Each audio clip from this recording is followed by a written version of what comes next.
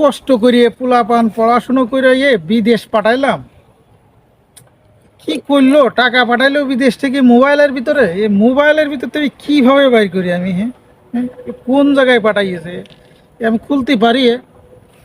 দেখি কিভাবে পাঠা, সহ্য করি পারতেছি না। পোলাপান যা করে, কে তুই অন্যভাবে পাঠাচ্ছিস, মোবাইলে না পাঠাইয়ে তোর ভাঙিয়ে এই বাইর করতে হবে আমার। এখন আমি আর পারতেছি না।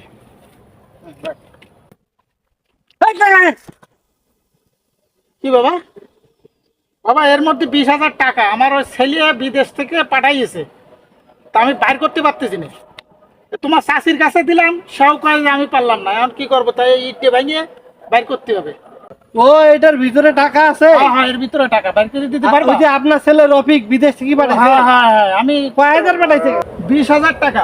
ও 20,000? হ্যাঁ, দেখেন তো বাবা, বাইর করে দিতে পারেন কিনা। কাকা শোনেন, আমি বলি, এই যে ইট দিয়ে বাড়ি বাড়ি ভাঙতেছেন, হ্যাঁ, এখানে মোবাইলটাই নষ্ট হবে, টাকা বাইর হবে না। এর ভিতরে টাকা থাকে না। আরে টাকা দিছে আমার ছেলে।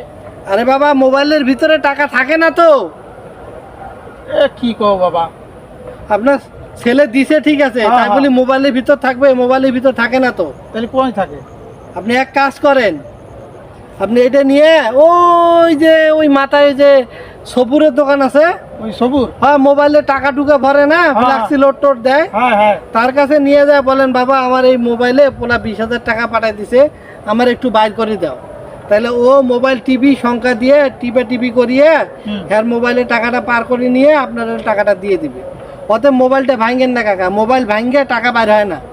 আপনারা সেই আদি যুগে এখনো আছেন রে বাবা, এখন আপডেট হন, আপডেট, ডিজিটাল যুগ। আরে তোমার চাষিও তো আমার যেভাবে কইলো যে মোবাইলের ভিতরে দেশে টাকা, আমিও তো এইটাই বুঝে। ও, এইটা বুঝে ভাঙতেছেন? খালি এখন দোকানে যেতে হবে। হ্যাঁ, এটা নেন, নিয়ে দোকানে যান, হ্যাঁ। যাটা ওই বাইর করে নিয়ে আসেন। তা বাবা, তা কি বলবো যাইয়া?